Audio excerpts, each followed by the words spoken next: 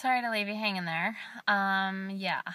My video just ended, which totally throws me off because I was like in a thought process and it's distracted now. So my goal is 150. I was going to have my goal as 170, which is my next goal, but my final goal is 150. I lowered it like a month ago because I said I need to like go where I think I should be. I think 150 around there is maintainable for me. I think it's realistic for my 5'4" frame and petite frame. Yeah. So, I'm going to continue on that in a minute. But I just wanted to clarify that these are actually called ring snuggies. Okay, people? Did you ever think that you could actually buy a product called ring snuggies? Yes. I was super excited about that. I went back and watched the video and I was like, what are those called? And then I looked on it and I was like, ring snuggie? That's like the most awesomest thing ever. Okay, back to what I was talking about. Headspace. Head work. Head work. Like, head work. Okay, so not only am I comfortable in my journey of where I'm at and how much I'm weighing, I'm comfortable with what it's all about. I have learned an amazing amount of information in this journey. I feel like when people ask me what you're doing, I can like say this is what you need to do, this is what you need to do, and move and shake it and work it and eat less. And I can talk knowledgeably about those. That's not what I say. Realistically, I don't say move it and shake it. I give them constructive advice, whatever. It's kind of cold. I'm gonna put my thing on. No, just kidding. I've learned an amazing amount.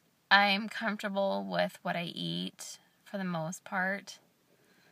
Comfortable knowing what I should eat is the more realistic statement.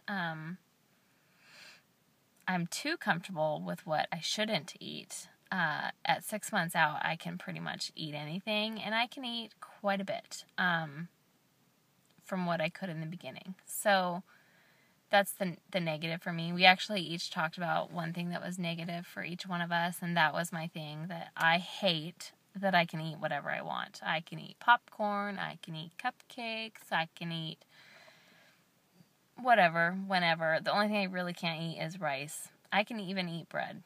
But more of, yeah, I can eat bread.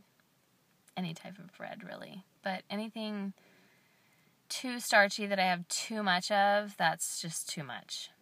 Too much. So, anyways, maybe my head work is like ADD. Is that what I need to work on? No, I honestly, like, now I'm just thinking, what is my head work that I need to work on? I feel like when I made the decision to have surgery, I went through a lot of head work then. It was very hard for me to come to terms that that is the step that I needed to take to get healthy. I never thought that I was big enough to do something like that. I had a really hard time telling friends and family and like basically admitting that I had gotten that big. I feel like most of my weight gain was from having children, to get that high, but I had gotten to a point where it wasn't about that anymore. It was just about, I'm so big I don't even care anymore. Like, I'm just gonna eat whatever. And the fact that I had struggled with it my whole life. So it's not like I've been 260 my whole life. I was only 260s, 270s for about 3 years, which were my baby years. So anyways, I guess my challenge this week is for me to figure it out if I still have head work to do. But I really feel like a lot of it was for me in the beginning. Like, just coming to terms with that, admitting to myself and to others that that was the step that I needed to take, and then really working through that in the beginning, like, oh my gosh, I had to do this, and oh my gosh, I have to eat, I can only eat this, and I cut out my stomach, and this is my life that I'm committing to, and going through that whole emotional roller coaster from 6 months before, or 3 months, 4 months for me, to 3 months, 4 months after the surgery. That was a lot for me. So maybe I've already done it. I have never been one of those people that had struggled with depression or, really low self-confidence. I definitely was